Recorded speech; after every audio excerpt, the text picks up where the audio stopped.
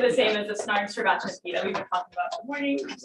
This is based on joint work with Rishabh, Yael, Alex, Vinod, and Daniel. Let me note that today I'll be talking about 2 intertwined papers that Yael and Vinod are working on at the same time. So if you've seen me talk about Rate-1 BARGs before, there will be new stuff today also. You say again what BARG stands for? Batch arguments. They're the snarks for batch NP that both Abhishek and Jangjan were talking about in the morning. Okay, so this talk, our main question that we're trying to answer is whether or not we can generically boost the succinctness of BARGs or snarks for batch NP. So if we think about K as being the number of statements in our batch, and here we're thinking about the proof length pi in terms of the witness length W. So the most pathetic BARG we can imagine is something that all it does is compress a tiny, tiny bit. So of course, if you're thinking about the fact that we want to basically prove K and P statements, the most trivial thing we could do is just send K witnesses, right? And so then the length of the proof will be K times the length of one witness. This is like just doing a tiny bit better than that. Basically the worst possible thing you can do while still being non-trivial. Given a BARG that has this proof length, we can generically boost it to one that has proof length much more along the lines of what Abhishek and Jangjan were talking about in the morning, one where the multiplicative blow up in the length of one witness is log K or polylog K.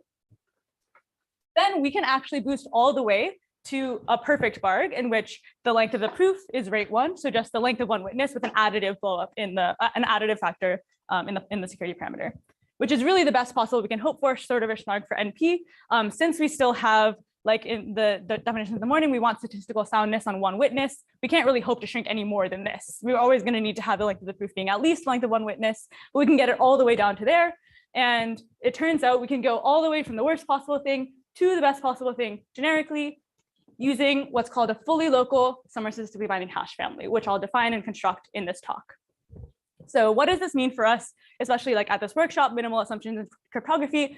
It means that when we're trying to think about building BARGs, which I think we got a lot of motivation for why we might care about that stuff in the morning, they're helpful to build snarks for other applications as well. All we need to do is try to do better than the trivial thing, which is sending all K witnesses. If you can do any better than that, then we can get all the way to the best things that we want generically. So we don't need to open the box of what the pathetic BARG construction looks like. Yeah.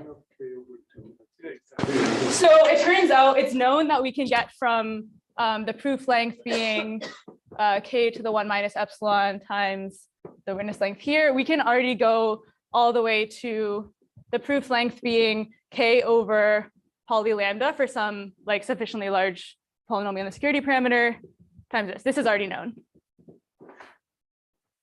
And so in our work, we'll basically start from here and we'll get to polylog and further all the way up to Rate-1.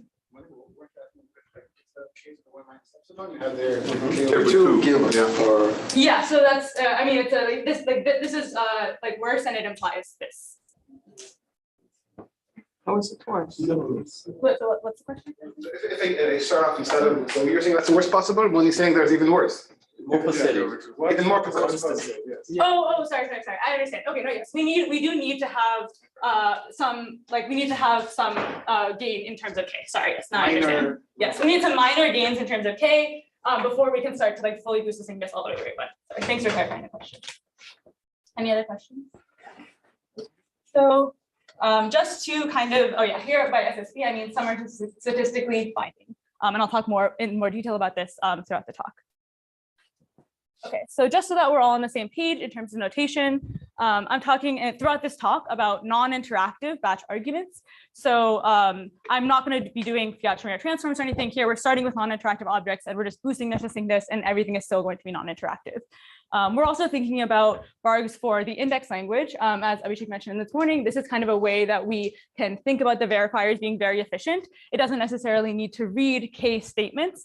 If we kind of frame the language as being one where the statements are actually just indices, and we think about kind of the description of the language L is going to include basically the actual statements themselves. Completeness, just as we want honestly generated proofs are accepted, and soundness is the same kind of somewhere statistical soundness notion we've talked about, where we have statistical soundness for a particular statement I star, and the common reference string will computationally hide the value of I star. So for all of the BARGs I'm considering in this talk will be these index BARGs. But then once you get index BARGs, you can get regular BARGs. Yes. Observing the same sort of profession. I think you could just repeat what you just said for soundness. Yes. Okay. So, well, yes, we have statistical soundness for statement I star, and the CRS computationally hides the value of I star. So you should think about this in terms of basically like you can embed some value into the CRS on which you would be able to catch a cheating approver, and then you can basically move it around without the prover knowing. So in a security proof, you would be able to catch them wherever a prover is trying to cheat.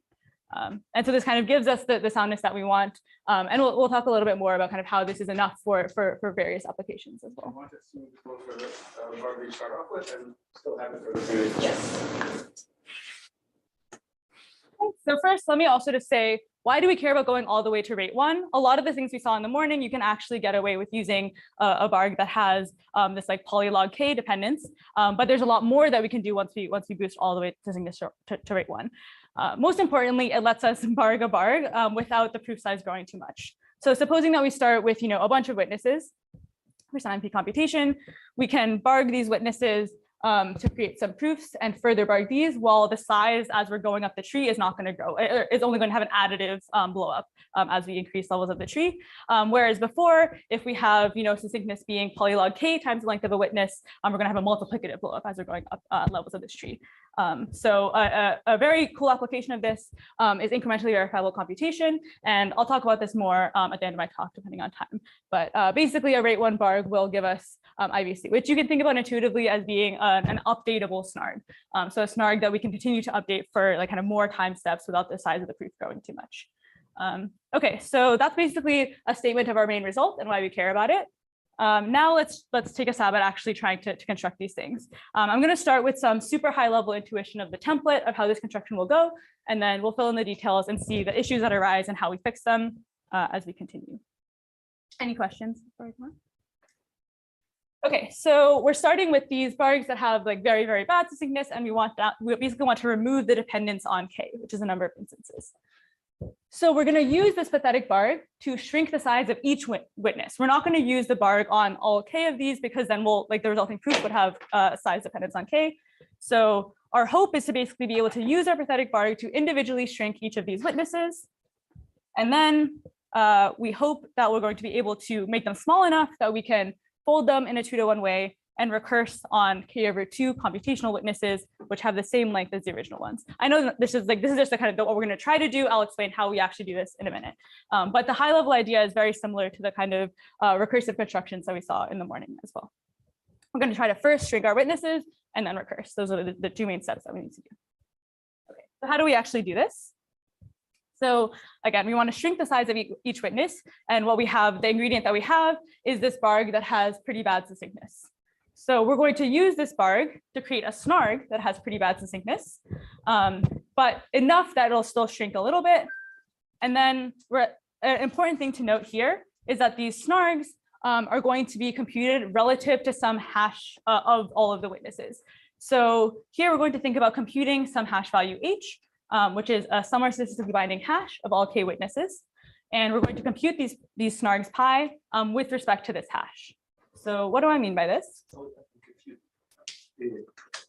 acronyms. BARG is for batch, right? Yes, a snark for batch I MP. could apply batch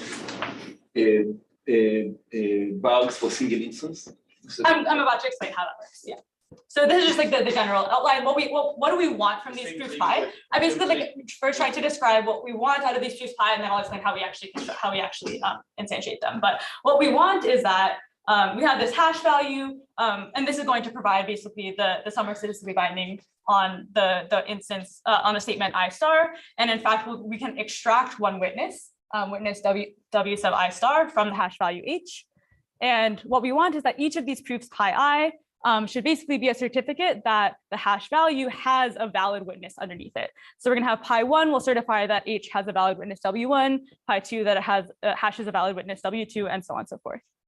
So do we understand what we're trying to do? Basically, the next thing I'm going to do is explain how do we actually construct these proofs pi, because it's it should not be obvious. The ingredient that we have is a pathetic BARG, and these pi's are really pathetic snarks, so we have to do a transformation, but this is what we want out of our constructions of these proof pi. These pathetic snarks are snarks for P or for M? They're RAM snarks, which I'm about to define, but this is just this is the goal, is that they should be a certificate that H hash is a valid witness, and now we're about to kind of see how can we actually do that. And what we can do is, It's too fast for me. So the hash is a hash function. It's somewhere statistically binding. Are you thinking of it as locally openable, or that doesn't matter? I'm going to talk about it a lot later. It's going to basically, the problem that will arise is based on the size of openings to this hash function, and we're going to fix the problem later. But for now, I think just think about it as a regular somewhere statistically binding hash function. Okay, so and I'm thinking about this snark as proving an empty statement for now. Yes. So basically, the snark is going to prove the statement that this hash is like hashing k witnesses, and that the ith of those k witnesses is actually a valid one for this language. So the way that we can try to compute these proofs pi, they're actually going to be snarks in the RAM model, or RAM snarks. So again, we have this hash h, which is a somewhere statistically binding hash on all k of our witnesses. And now let's think about trying to compute just one of these pi i's. So for some particular I, we want to compute a snark, which says that h hashes, like among all of these w1 through wk, there is a valid witness w sub I. So first we think about, m here being the basically NP verifier for this language. We can think about running the NP verifier m on the witness w sub I and having basically t states of this computation. If we hash all of these states, again, using a somewhere statistically binding hash function, we're then going to be able to use our BARG with t statements to prove. So let me now explain what the witnesses for that are. The proof pi prime, using our pathetic BARG, has witnesses omega1 through omega t, where each witness has basically two parts. It consists of two states of this NP verifier machine, with openings to the hash value, the hash of all of these states. It also, at various points in this computation, they'll be reading from memory, and we need to include openings of the bits that are read from memory to ensure that those ones are actually correct. So we should think about basically each witness corresponds to one time step of this NP verification on the witness W sub I. We need to check to make sure that the state transitions correctly. We also need to make sure that if we read a bit from memory, so this would be by memory here, I mean W1 to WK. So assuming that we read some bit from the witness WI, we need to make sure that that one was actually correct. So the witnesses for this, so here we're using pi I is going to be computed using our pathetic BARG, and it has t statements total. And the ith witness, again, consists of basically state I-1, state I, with openings to the hash value, and then in addition, openings to whatever bits are read from memory. So this in total, the hash value v and the proof pi I is going to be our snark pi, which certifies that h hashes a valid witness w sub I. Yeah. So just to make sure, this is v sub I and pi prime sub I. Yes, sorry, yeah, this should be v sub I, pi prime sub I. Yeah. And you didn't tell us how to put it together. No. It's possible that for some I, in fact, you read all the bits of WI, right? Yes, so we are oh no, I mean you should think about it as basically we're reading a Turing machine that reads one bit at a time. It has a head somewhere, and Really, but it's possible when you have many, when you have a BARG, each one of them you necessarily only read very few bits. Does that follow? So this VI and pi prime I are being computed only for one of the statements we're trying to BARG. We're hashing all of k witnesses together, but everything here, this should be bits of one witness. It's possible that for some witness you read all the bits of that witness. No. Over time, yes, but we're thinking about our BARG as being over all the time steps. So as long as you don't read all of the bits of the witness on a single time step, then you won't run into that problem.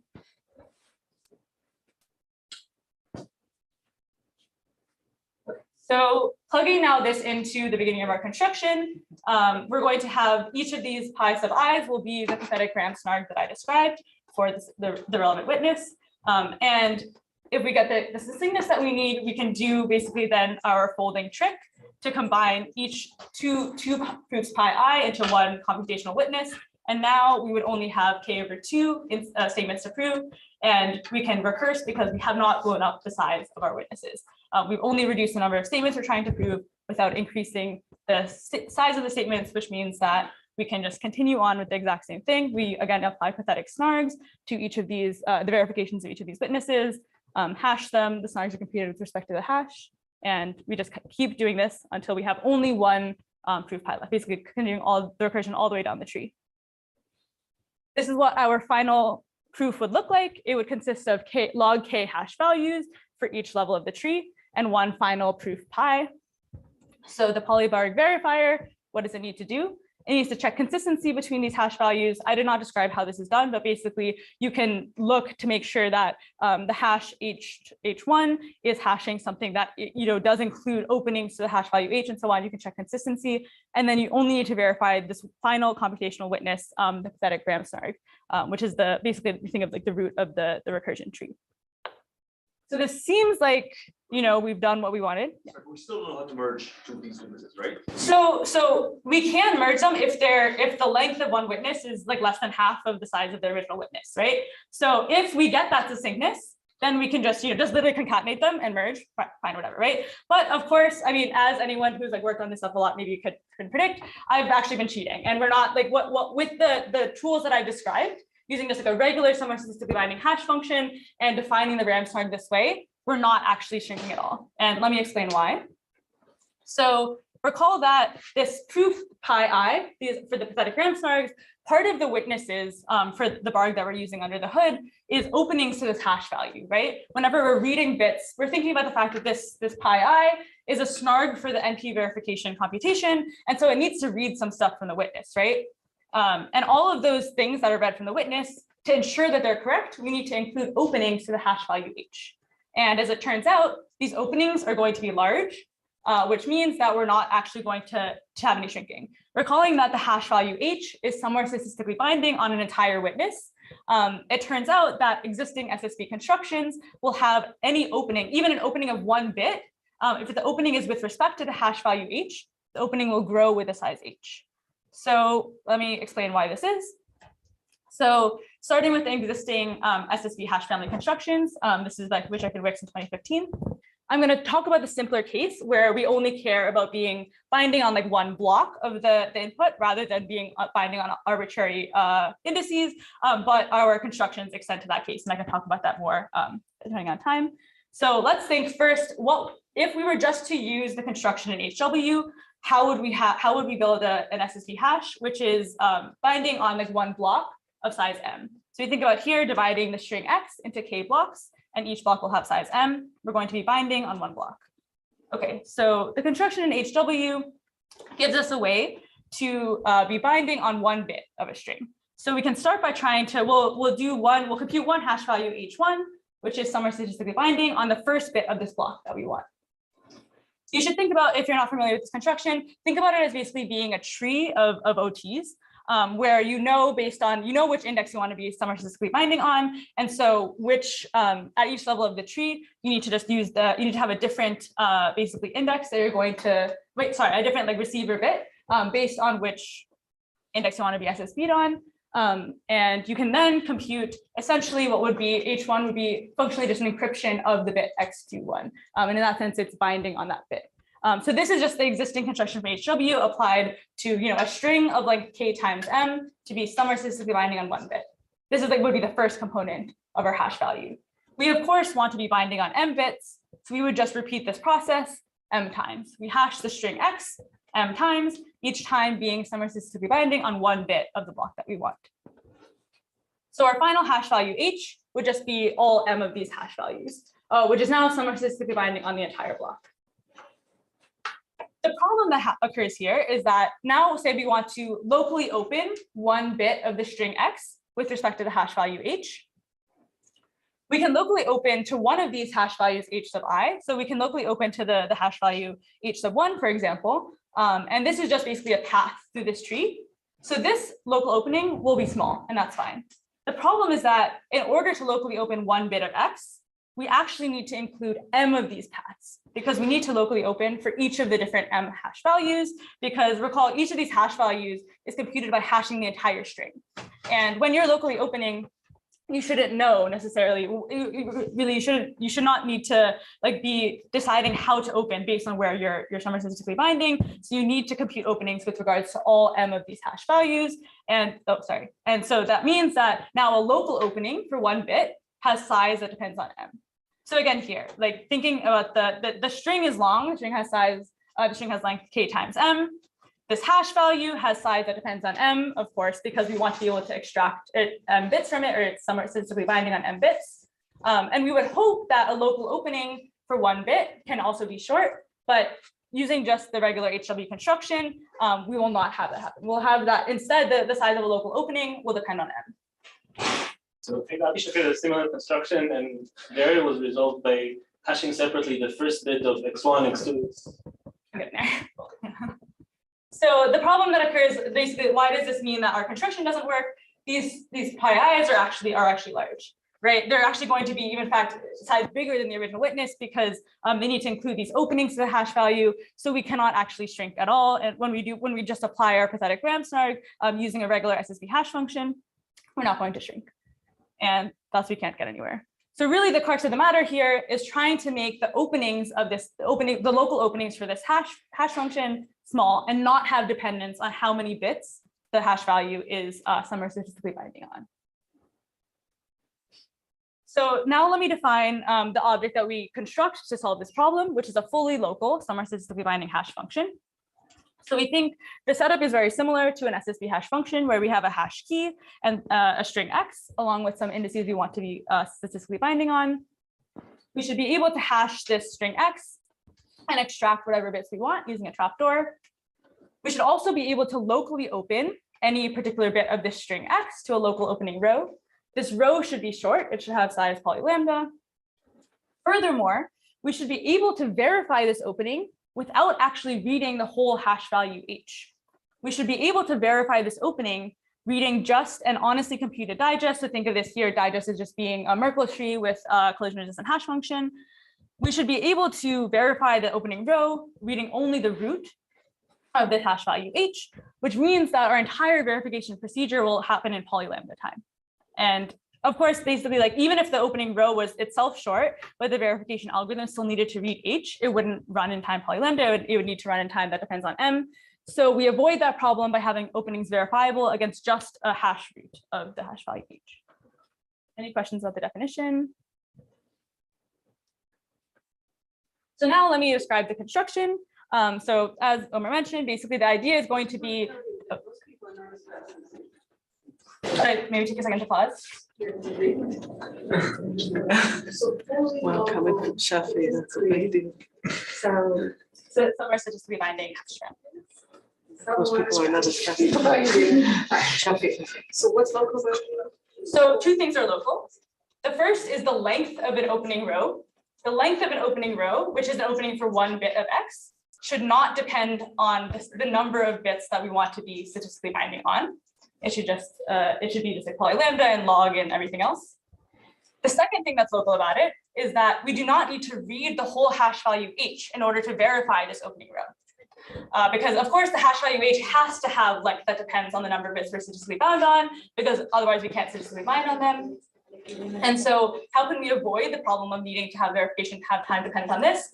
We can have the verification algorithm only look at a honestly computed digest of the hash value h, which means that the entire verification process happens in time that does not depend on how many bits h is statistically dependent on. So h will go with the size of I, but correct. Yes. The only h is going with the size of I. These 2 do not. and if you just use like statistically somewhere statistically binding hashes, you just like append them, then you don't get this problem. Right. So if we use just the regular, like the construction from HW, basically you have to include, like, it's true that with this construction, if we're statistically binding on 1 bit, we'll have a local opening, which is basically just the path through this tree as we compute the hash value. But suppose that we want to open, of course, like we need to hide the bits that we're extractable on, right? Which means that suppose we want to open some bit of this string x, we need to open with respect to all of these like sub hash values that we've computed, each of which is binding on some index that we don't know. Like maybe maybe when we're picking some random index in the string x and we want to open, x sub j, it's possible that h sub 1 is binding on x sub j, or h sub 2 is binding on x sub j, or h sub m is binding on x sub j, which means that in order to get the statistical properties that we want, we need to provide an opening with respect to all m of these hash values. See, does this come up like in the security proof, or where does it come up to be relevant? What do you mean? Maybe it's just to say, but I don't understand. So the reason why this is relevant is because of this. Basically that we're hoping that we're going to be able to shrink our witnesses using these RAM snarks, but because our openings are large, we're not actually shrinking. Okay, but with the new With our fully local SSB hash, we will be able to shrink. Okay. Yes, because we'll have the property that our openings are small and the verification time is short. So we will actually be able to shrink our witnesses and basically like continue on our recursion. So the construction, as Omer mentioned, basically is to try to just, instead of just hashing the whole string every time and then needing to open to all M hash values, we're going to reorganize our string. So first, we're going to hash the first bit of every block, to compute our first component H1, then hash the second bit of every block, and so on and so forth. So we still have M hash values, but now the crucial difference to think about here is that when we're opening one bit of X, we only need to open with respect to one of these hash values, not all M of them. So what is a local open? Oh, sorry. So the hash value H is just, all M of these hash values H1 through HM. When we're looking at trying to compute a local opening, we think about taking so here digest is just, again, a Merkle tree with a collision resistant hash function. When you want a local opening, what does the local opening consist of? It consists of the local opening of whatever bit we want with respect to the relevant hash value. You have to include also that hash value itself in the local opening, because the local opening, remember, is only getting verified against just the root. The verifier for the local opening does not have access to this whole hash value H. So you provide them with just the relevant one. And then you also provide the path through the tree to show that the hash value you gave is actually what was digested out to this root. So because, again, here, the difference between this and the construction I showed before is that there we were hashing the whole string M times. And so when we wanted to open something in the string, we needed to open it with regards to all M of those hash values. Versus here, we're like segmenting, we're kind of reorganizing the string. And each bit of the string is only getting hashed once, which means that when we open it, we don't need to open it M times, we can just open it once. So, okay. So you are assuming a search in addition to this. So, well, an SSB itself would already assume an OT or like a LHE or something. So the compiler that you're showing is actually has like you need to assume SSB, right? It's Yes. like SSB plus Yes. plus BARG. Yes. And just if I just gave you SSB just by itself, could you just use it to also construct the BARG, or like what is known?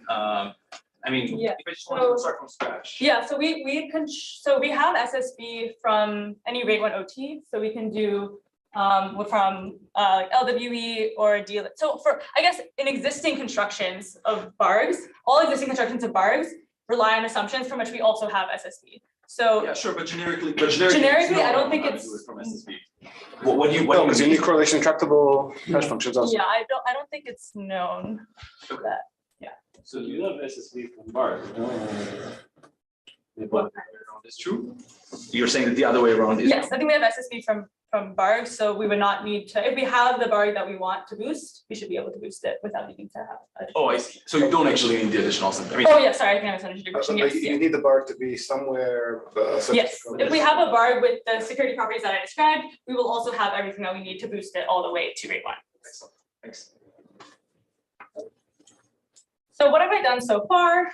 I've basically shown how to boost a pathetic BARG to a polylog BARG by constructing and then using this fully local SSB hash family.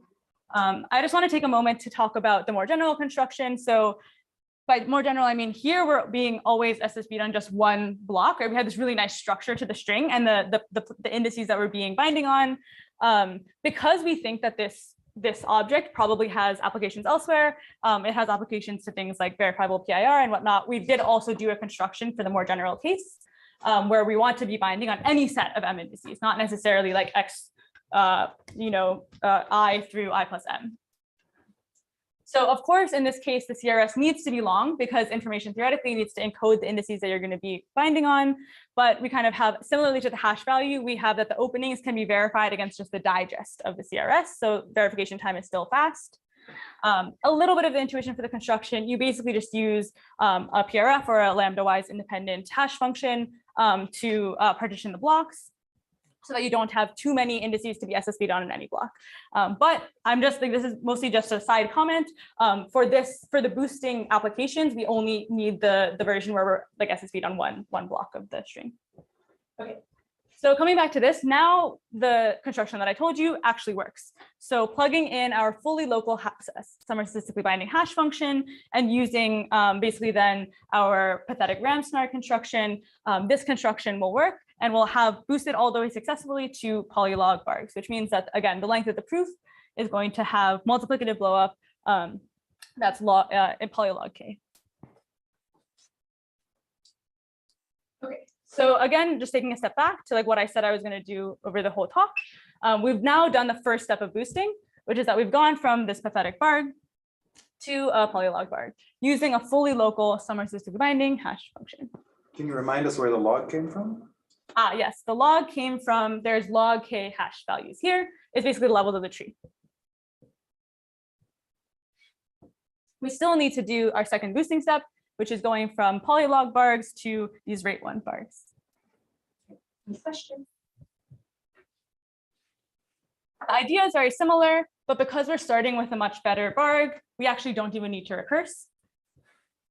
So again, the first level idea is that we want to shrink the size of each witness using our polylog BARG. And what we're going to do is the exact same. So the construction that I showed before of using a pathetic BARG to build a pathetic RAM-SNARG identically gives us a polylog RAM-SNARG from a polylog BARG. So we can basically do the exact same thing that we did before, except using our polylog BARG as the ingredient instead of using our pathetic BARG. We're then going to take a fully local summer statistically binding hash of all K witnesses. So we're computing, this is what gives us our extractability property. And again, each pi I here is certifying that H hashes a valid witness WI. So this part is like exactly the same as the first construction. Then instead of recursing, we can actually just BARG our witnesses again, because now that we have a polylog BARG, the size of this final proof pi will not have a dependence on K, because the length of this proof pi will be polylog K times the length of one of these proofs pi I, which is already short by the succinctness of our polylog BARG. So it's essentially just doing, it's just a faster version of what we did last time because we have a much stronger BARG. The final proof will then consist of just the hash value H, which again is a FLSSB of the witnesses W1 through WK, and the proof pi, which is a polylog BARG of polylog RAM-SNARGs. All that the Rate-1 BARG verifier has to do is verify this polylog BARG pi with respect to the hash value H. And to extract a witness, it can extract from the hash value H. So you get stuck at the W because you need to program it into the SSB valve. Right. So for application, so it's actually generically true that a BARG with the soundness that we've described, like the statistical soundness on one index, you can generically boost that using an SSB hash function to one where you can actually extract the witness WI. And so like really we don't have any hope for like having proof length that's going to be shorter than that. How does it manifest in the construction? Like oh yeah, so here the proof pi will be small because it's kind of it's like a BARG of snarks, which are already small, and the hash value can have size W. And in fact, it needs to have size W, of course, information theoretically. So now really the question is, how can we make our fully local summer statistically binding hash family Rate-1? Because remember, H is the FLSSB of K witnesses. So if this is Rate-1, by which I mean that the length of the hash value will just be the length of one witness plus polylambda, then we're done. So again, revisiting the definition of our original, just fully local summer statistically binding hash family. Our first idea is, what if we use a Rate-1 SSB, which we have from Rate-1 OT. The problem is that, okay, so suppose that we just use Rate-1 SSB here. What is the length of this hash value H? Where did you get the Rate-1 OT from? Sorry? We were starting off by assuming the Rate-1 OT? Oh yeah, so basically the transformations, like we talked about, this is something that's implied by the existence of a pathetic BARG, and we use for all of our listing. Okay. So if we try to just plug in here a Rate-1 SSB, we don't actually get that the whole FLSSB is Rate-1. And what's the problem? The problem is that, okay, so each of these hash values HI is SSB'd on one bit. right? So if it's rate 1, then the length of each of these HI is like 1 plus poly lambda. So the length of this whole thing is still m times poly lambda, right? Using rate 1 bit by bit does not help us because we still are going to have the total length of the hash value is going to be m times poly lambda. So the second key idea is that instead of doing things bit by bit, we'll do things chunk by chunk, where we have chunks of like sufficiently large polynomial and security parameter. So now basically instead of having m hash values total that make up our hash value h, we'll have m over b.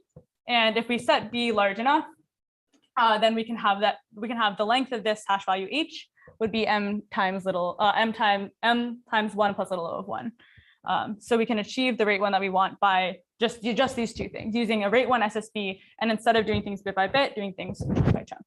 The local opening and everything else is still exactly the same in that to locally open a bit, you locally open to the SSB hash value, you provide that value, and then the path to the root. So rate 1 is 1 plus little o of 1 times w, or Yes. So okay. This is, let me say. So I guess we have kind of a couple of results on this. So from these constructions will give us this kind of weak rate 1, in which we think of it like the length of the hash value h, and then identify, so like the length of proof would be m times 1 plus little o of 1. We've also shown in this work, we can get strong rate 1, in which the hash value would have just length m plus poly lambda, like truly rate 1, only from LWE. We don't have that from the other assumptions because we actually like open the hood of like the SSB based on LWE, and we do some like crazy stuff there. We don't have any applications that we cannot use the weak rate 1 for. All of the applications that we've seen, aggregate signatures, incrementally verifiable computation, verifiable PIR, et cetera, all the weak rate 1 is sufficient. Because the little o of 1 is 1 over poly lambda? Yes, or yeah. You actually probably need this because you want to apply it like polynomially many times. Yes. So now that we've boosted now that we have this rate 1 fully local somewhere statistically binding hash family, this construction is also good in that we've now succeeded in constructing a rate 1 BARG using our polylog BARG and the rate 1 fully local somewhere statistically binding hash family. Questions about this construction? So again, in summary, we started with these terrible BARGs that have just a little bit, all that you're doing is a little bit of shrinking in terms of K. We're able to, assuming rate 1 OT, boost all of the way to the best possible BARGs, where the length of the proof is basically just the length of one witness. These are the full versions of the 2 papers that I talked about today for reference. In my last couple of minutes, I want to talk about incrementally verifiable computation. So incrementally verifiable computation is one of the coolest applications of rate 1 BARGs. Again, intuitively, it basically is a snarg that's updatable. So what does this mean? Suppose that I want to compute a snarg for some computation that takes time t, and t is really big. So I don't actually want to sit around and take all of the time to compute this proof pi. Of course, it has to take at least time t to compute. So what am I going to do? I'm going to do a little bit of it. I'll do for a couple of time steps up to time t sub 1. I'll compute the proof pi sub t1, and I'll save the configuration of the machine at this state. Then I can hand this off to Yael, and Yael can finish. She can keep updating the proof, update the configuration of the machine up until time t sub 2. She can hand off to Vinod. We can keep going, and all that we need to hand between each other is this succinct proof pi and the configuration of the machine at the time. So here, the crucial thing is that we don't need to sit down and do the whole computation of the snarg at once, because we can update it and the snarg stays succinct the whole time. We could even like distribute the work of computing the snarg. And in other ways, we can also continue on from this proof pi, continue on to show other things past the configuration t as well. Previously, the only standard model constructions of this had proof size poly t to the epsilon. This is under bilinear maps and work by Kalai, Paneth, and Yang. Proof size polylog t for IVC was only known under non-standard knowledge assumptions or in the random oracle model prior to the standard assumption constructions of rate 1 BARGs. The construction is pretty simple. The main idea is basically that, let me talk you through kind of how would we update for the first couple of time steps. So from time step 1 through 2K, the proof just consists of just the lists of configurations. All you do is just like just basically save each configuration in a list, and up until time 2k, that's what the proof consists of. After time step 2k, we need to start making things smaller. So we compute a BARG. So we basically hash all 2k configurations, and then we compute a BARG, which certifies that this actually hashes consecutive configurations. What's the width, what's the size of the state? Oh, so yes, the size of our proof will grow with the size of the state here, because this H needs to be somewhere statistically binding on the states. Yes, yeah. And in fact, because I mean, at the beginning, we're just saving like 2k states for the beginning, like the first couple steps of our proof. Once we've hashed these 2k configurations and computed our BARG, we can forget the first k-1 configurations. Note here, I'm not forgetting all of them. The reason for this is just kind of a slightly subtle idea that, again, this is something Abhishek mentioned, but BARGs compute technically a bunch of separate statements, right? And here we want to prove this like continuous thing. We want to prove that, you know, the overlapping configurations are the same, which is why we, even after hashing the configurations 0 through 2k and computing h1 pi1, we're still going to keep the configurations k through 2k until we've accumulated more, and we can hash basically in an overlapping way. That's the only, basically to get IBC, you just need to use Rate-1 BARGs. And the only thing that kind of causes any sort of issues is the idea that you want to make sure that you're not just proving that, you know, configuration 0 goes to configuration k, and that configuration k+1 goes to 2k. You want to make sure that you cover, basically, you want to overlap so that you don't have any issues with the boundaries between your batches, essentially. After we've accumulated 3k configuration, like up to time step 3k, again, we hash and keep forgetting. So basically we go on like this until time step 2k squared plus k plus -1 or whatever. Basically, until we've accumulated a bunch of hashes at the first level of this tree, we just keep, you know, saving configurations, hashing, forgetting, so on and so forth. Once we have a bunch of hashes at this level of the tree, we do the exact same thing, where we're going to hash all of these and then start forgetting the first half of them and just continue on. In total, we think about having lambda levels of our tree, so we can handle anything up to time t equals 2 to the lambda. And we're going to basically have each level of the proof is never going to contain too many things, because as soon as it grows too large, we can batch and then forget and just keep going on batching and forgetting. How do you determine k? How do you choose k? Yes, so basically it'll just be a trade-off in terms of the sizes of the things here, and so you can choose it how you want. We would choose, for example, you could choose, you should choose k equals 2. K equals 2 is just a little bit confusing because of this overlapping that I mentioned. So you just want, I think, at least k equals 3, just to ensure that you can properly overlap your batches. But yes, yeah. Okay, in general, k is constant. Yeah. Okay, yes. So yeah, I'll wrap up there because I don't think I have time to continue talking. I guess, okay, just I can very briefly say another immediate application is aggregate signatures. So what's the result? So sorry, what's the result of the IBC? Oh, so we achieve IBC with proof time polylog t from standard assumptions, because of the fact that we have, you know, we have BARGs from standard assumptions, and now that we can boost BARGs all the way to Rate-1, Rate-1 BARGs gives us IBC. So we now have IBC under LWE or DLIN or DDH with proof size polylog t. Yes, aggregate signatures are basically another immediate example, because a BARG is essentially a signature aggregator, in that it allows you to basically take a sequence of signatures and compress them into something where the length does not depend on how many signatures that you were trying to compress. So this is another really cool application. So what do you get for aggregate signatures now? Sorry? I mean, what's the implication for an aggregate signature? From what assumptions? Oh, that a Rate-1 BARG is an aggregate signature scheme. So again, so it's the same. We get it from LWE or DLIN or DDH.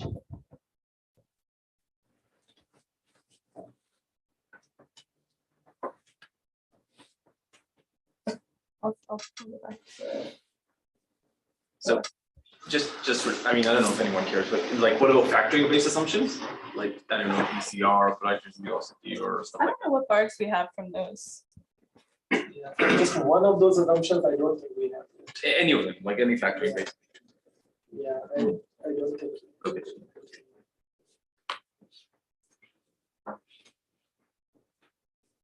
This is probably a silly question, but what happens if you plug in a non-read one BARG into those applications where you have? Oh, great question. I mean, basically the problem is that, I think maybe this will be a good example.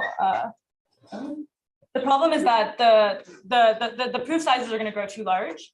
So for example, here we have that this proof pi1 is going to basically have the size of just like 2 configurations.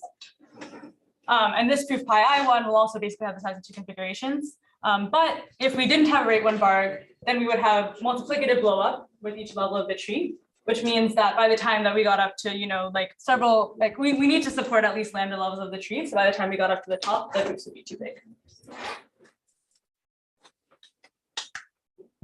Good, thanks.